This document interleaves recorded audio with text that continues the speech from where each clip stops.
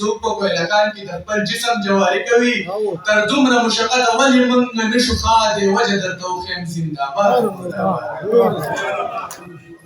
هغه لاس چې چا ترې پنجه غوڅه کړې زه د هغه لاس ګلاب یم خبرې مهرباني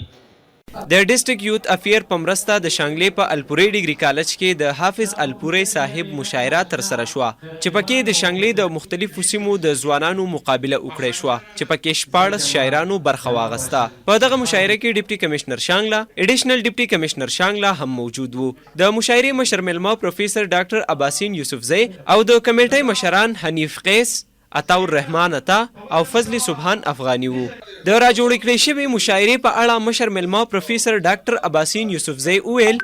د الله تعالی دا نظام ته چې هر میدان له خپل خلک پیدا کړی دي او د دې خلکو لپاره په نصاب کې پکار ده چې د دې د روزنې لپاره کار وشي د دې لپاره پکار ده چې په عوامي سطح او په حکومتي سطح باندې باقاعده کیږي نو ډېر مخې او زه د شانګلې حکومت ته ډېر مبارکي ورکوم چې هغوی دا کار روان کړی دی او ډېر ښه ډول یې روان کړی دا دویمه مشاعره ده چې په دې څو میاشتو کې وکړه. د باران شپه د تنهایي د دیوال خوله لګوي حشمت اورم د ټکر لاله سرود د ډیپټي کمشنر شانګله محمد فواد وینا وه چې د ځوانانو په مثبتو سرګرمیو به توجه ورکوو او د شانګلې د ځوانانو صلاحیتونه به مخې ته راوړو. د شانګلې یوث چې دی هغې سره زما په اولني ملاقاتونو کې دا یو کمیټمنټ شوی و چې هغې دپاره به موږ ګاهې به ګاهې مختلف داسې پروګرامات ایونټس چې په هغې کې سپورټ شعر و شاعري کاونسلینګ وغیره دا به موږ ارینج کوو او د شانګلې د یوث هغه ټیلنټ چې دی هغه موږ به مخکې راولو او د دې کلي چې کوم د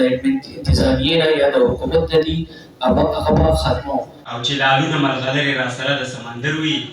زه د خوړ په سپینو کاڼو باندې څه کوم. د دستوري په آخر کې مقابله ګټونکو شاعرانو ته ایوارډونه او نقد چکونه هم ورکړی شو. پوزیشن اغستونکو شاعرانو ته راغلو میلمنو او عام ولس مبارکیانې ورکړې.